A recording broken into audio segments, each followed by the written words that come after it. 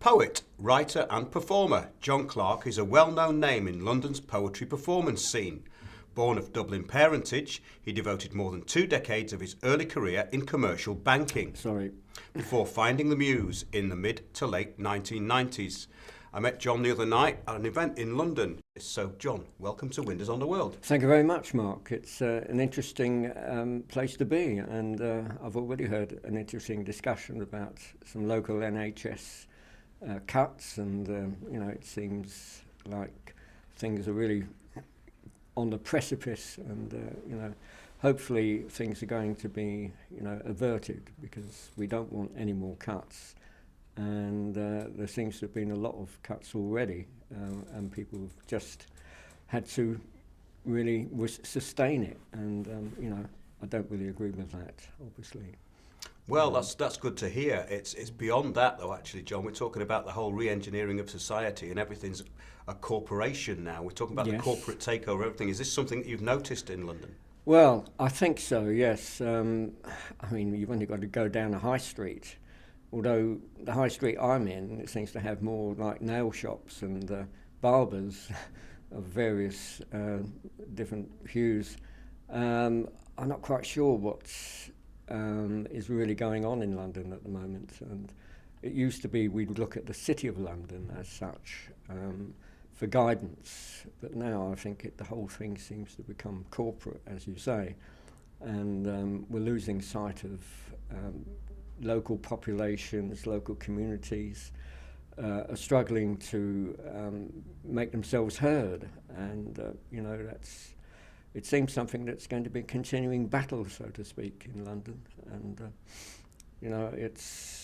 I don't know really what the solution could be, but I think the creative industries just go on regardless. I do feel that strongly, and that whatever is thrown at people in general, then the creative industries seem to be able to weather the storm somehow, and also make their contribution by doing that, and averting people's I know everyone gets sort of so tied up in politics as such, and I think we do need to lighten the load a bit, and to put a few smiles, and also try and get people thinking as well independently, rather than having all this stuff force-fed down their throats, and the media, being exactly what we expect the media is going to say, and then people, really not being able to voice any independent opinions of their own, or feeling that it's pointless anyway.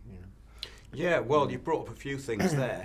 This re-engineering of London is quite disturbing, because we are seeing just a corporate takeover of everything. But you think that the creative side will still carry on. I think it will have to. People aren't obviously going to be conditioned into this completely.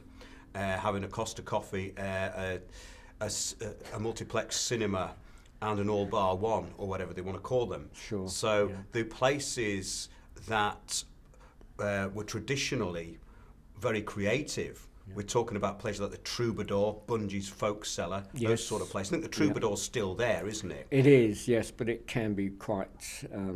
It's not an independent operation. It seems that people who do events there and everything, it's not. It hasn't got that edge to it anymore. It's more of something you can't really get away from. It's the establishment is in there. Oh, and, God, I'm pretty anti-establishment when it comes to poetry, in particular, because that's my sort of forte. And poetry and music, which I always feel have to be inextricably linked.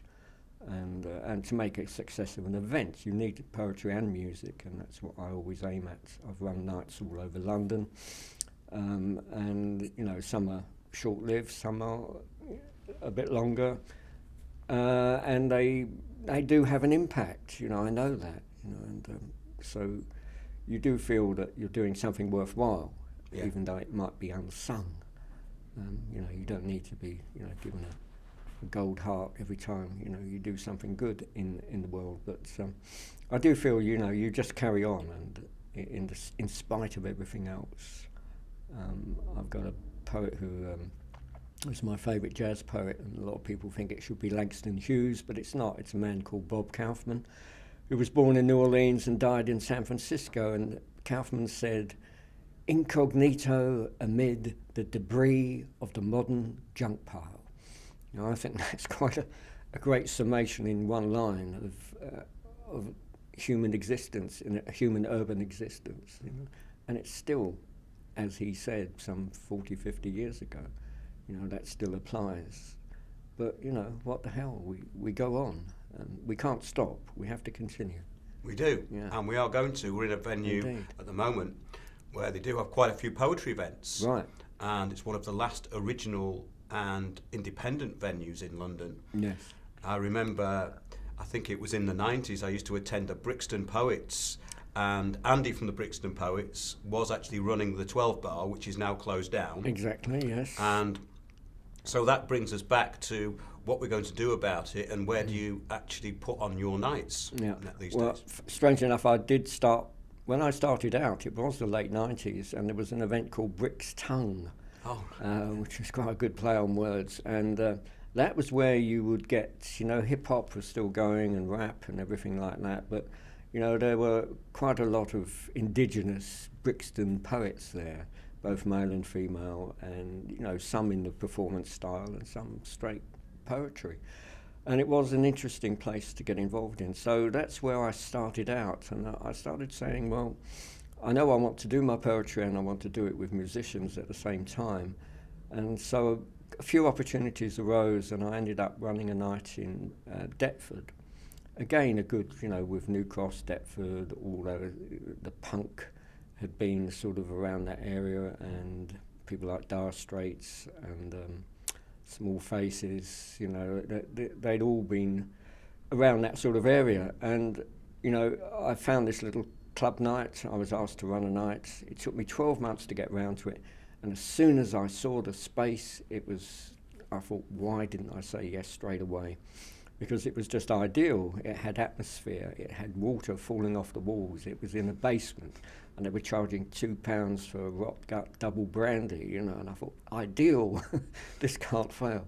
So I did that for 2 years, and then on from there I've run nights virtually all over London, Shoreditch, again Brixton, and I've been just withdrawn myself from night. I've been doing for 3.5 years in Bow, in a wonderful space called Kingsley Hall, associated with Gandhi and R.D. Laing, the maverick psychotherapist, and they're actually making a film of R.D. Laing's life, and it should be on release this year, I would think. It's very interesting to see how they portray him. Yeah, exactly, yeah. Getting back to venues again, yeah. So do you think Shoreditch is kind of a hotbed of that these days? Well, no, I mean, it moved. It's Dalston, where we're quite close to here. Yes, parts of Shoreditch. Even going back to the Poetry Cafe, where I sort of cut my teeth, but that's under refurbishment at the moment, and quite a few people who are running events there have had to sort of try and find alternative venues close by if they can. So there's still things in central London as well. I've just been informed about one up in the Coffee House Cafe in Beak Street, which I think is taking place next Tuesday, so I intend to go there because it's I always keep my ear and my eyes open for new venues that I haven't been associated with. But yeah, I've been associated with probably about 10 or 12 different venues all over London, and it's interesting when you get involved, because you draw in people and from various creative backgrounds, and so you can have dance, you can have comedy. Obviously, comedy always seems to creep in. I'm not a great lover of going to a comedy night, so to speak. But it is good when you have comedy breaking up the sort of serious poetry and the musos. So yeah, it's all tribes welcome, as they used to say in Brixton originally. Yeah.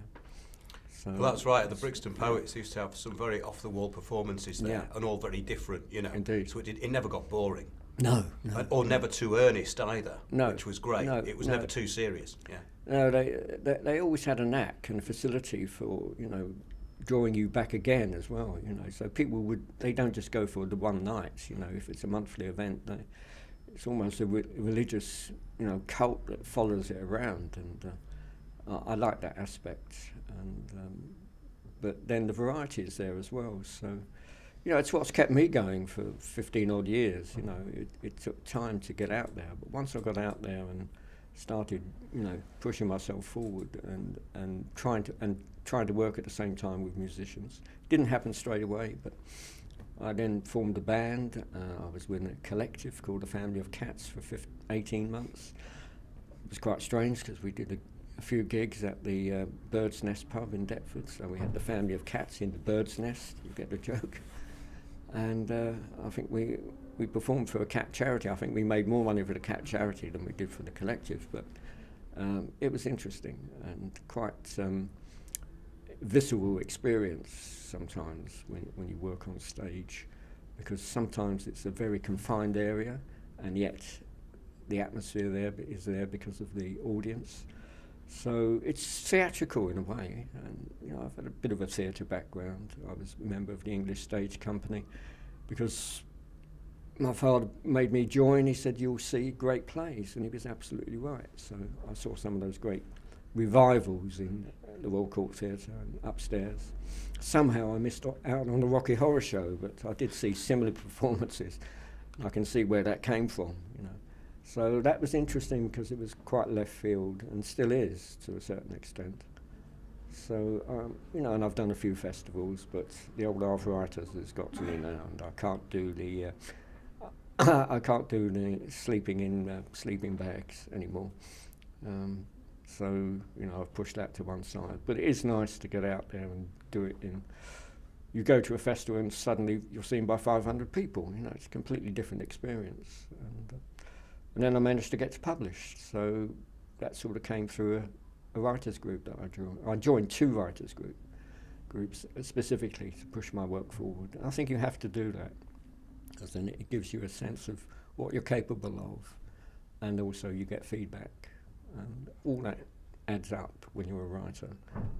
Obviously you do a lot of stuff solo, almost the artist in the garret sort of thing, but then I like to get it out there as well.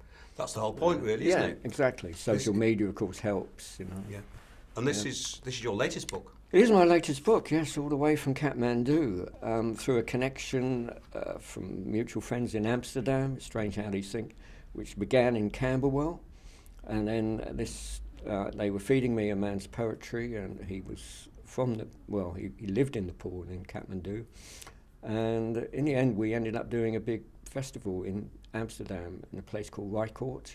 So it's an alternative space that's been going since 1976, I think it is. And on the very second night I was there, I was told the night before that John Sinclair of the MC5 from Detroit, well, he was actually living in New Orleans at the time, and that he was coming in and that I ought to meet him, and because they knew we would click, and we did. It was wonderful. And he set up a guerrilla radio station and he beamed it out to a kibbutz in Israel and to Berkeley, of course, in California. It's wonderful. And I made a firm friend of John Sinclair, the man that John Lennon wrote a song about. So it's strange how you do meet great people, and it's not just names; it's just great, talented people. So you've got that, you've banked it, so to speak. And no one can take that away from you. You've swum in that river, with other people. Well, that's what it's all about, really, isn't it? Exactly. It's all one interconnected stream of consciousness. It is, yes. To quote some guru somewhere. Oh, well, James Joyce, yeah. My father had me reading James Joyce, so you can see my father had a big influence on what I ended up doing, creatively. It was, I like that word, he inculcated a lot of things into my makeup, and they've stuck there, so good luck to him. Well, after the break, we're going to hear some of John's poems, so see you in a couple of minutes. Options various, also known as the phone poem. To live again, press 1. To play back yesterday, press 2. To re-record your entire past, press 3. To abandon, press 4. To change your parents, press 1. To change your friends, press 2. To change your hairstyle, press 3. To change political allegiance, if you have one, press 4. To learn how to swim, press 1. To listen to Elvis from beyond the grave, press 2. To paint like Picasso, press 3. To act like Peter O'Toole, but before you do check that you really want to act like a pisshead, press 4. To have clean thoughts, press 1. To be blessed with a dirty mind, press 2. To be able to sleep standing up, press 3. To have Nigella cook for you for a whole week, you'll be lucky, press 4. To solve the ever-present problem of global warming, press 1. To feed the hungry, clothe the naked and house the homeless, press 2. To leave things as they are for the next 100 years, press 3. To pool all the world's resources and redistribute the newfound wealth, don't bother to press 4, because believe us, it will never, never, never work. To hear your voice in an alien language on daytime TV, press 1. To hear that the Martians have finally landed, press 2. And to hear that you've won the Mexican lottery and Madonna thinks you're cool and wants to go to bed with you, she's not fussy, press 3. To hear your obituary read before the thronged assembled masses in Hyde Park and Trafalgar Square, all you have to do is press 4.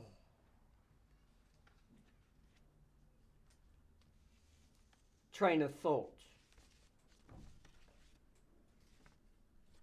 I'm silver and blue Mercedes waiting for the day to finish.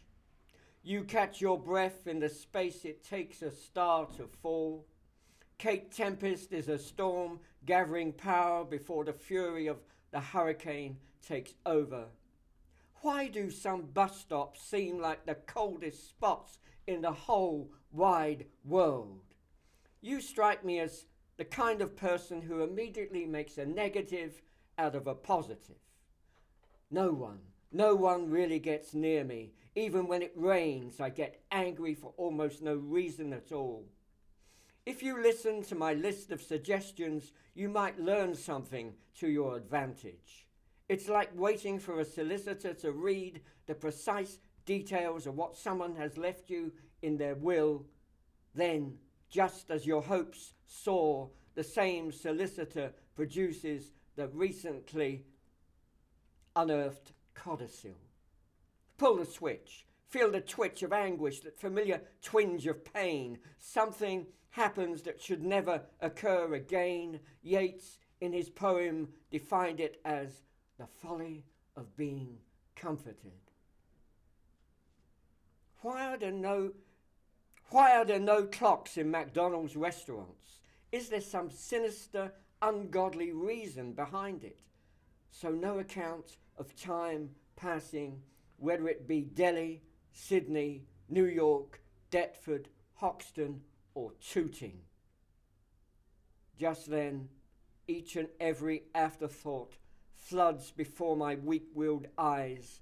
Suddenly I feel I've been turned over, not once, but twice. Too late to jump ship now.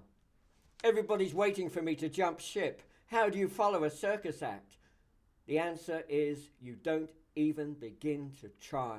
You simply go out and find a supersonic, superhuman, sacrificial alibi. Choose one from that fabulous array over there, sitting beside that suddenly broken, lonely chair. How on earth can you expect me to jump ship when I only arrived yesterday to take a dip? Nothing to declare but my genius, said Oscar Wilde as he landed on Staten Island. Now, that may not sound even vaguely wise, but if you stop to analyze it, it really is incredibly, unbearably, unbelievably hip. I'm waiting patiently for all the famous overdue news from nowhere to emanate and disseminate. You may say what you what have you got to lose? But hey, you don't know my so-called friends the way I do. Your ideas is to always expect the unexpected, even when it doesn't come to pass. Look, if you don't believe me, you don't believe what I say, then baby, you can bend down and kiss my sweet. Yeah, I'm choking on this chunk of beetroot. Can't for the life of me remember who said it was good to eat. Think I'll demolish that mountain of shepherd's pie instead as a special little treat. It's all right, you don't need to raise your voice or even lift your feet. I can assure you that I can hear you perfectly loud and clear, even from way over here. It's useless searching for that lucky rune. Simply hum a few well-chosen bars of that good old hillbilly tune, why don't you? I ain't a traducer, I'm a producer.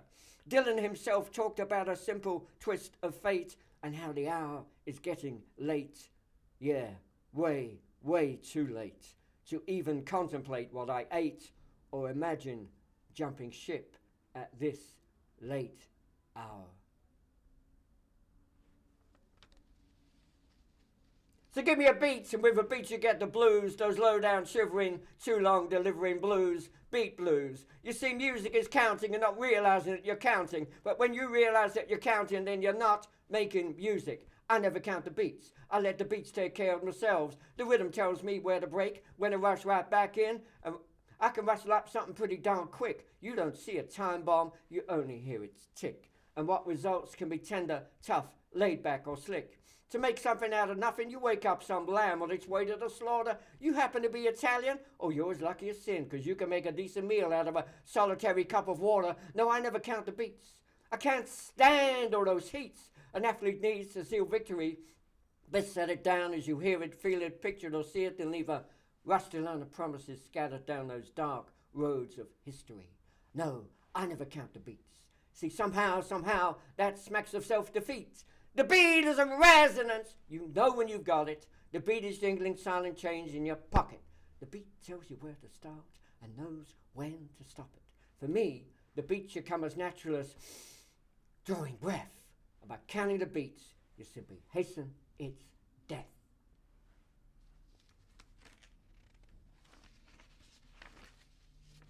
Down the alley.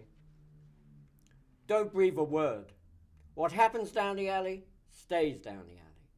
Don't go wandering down there after dark. You could be in for a shock down the alley. It might seem all nice and pally, but watch out. There could be stuff going on you best not know about. You don't need me to spell it out for you, do you? It could drive you crazy. So whatever you do, don't hang about down the alley. And don't breathe a word of what you see or hear down the alley. Best advice is to steer well clear of what takes place down the alley. As you must know, you can run into all kinds of unsavory alley cats. Yeah, all kinds of unsavory alley cats should you happen to stray accidentally down that alley. No, you won't catch me down the alley. As I said before, the golden rule is what happens down the alley stays down the alley. Down the alley. Yeah, that one over there. Advice to young poets. Take care of the William Blakes and the Dante Gabriel Rossettis, and the T.S. Eliots and the Ezra Pounds will look after themselves. The way I like my jazz. I don't want my jazz on Sunday with brunch. Give me jazz with rhythm and a knockout punch. I don't want my jazz with steak, fries or grills. Give me jazz that kicks me in the guts with its hip tunes and thrills.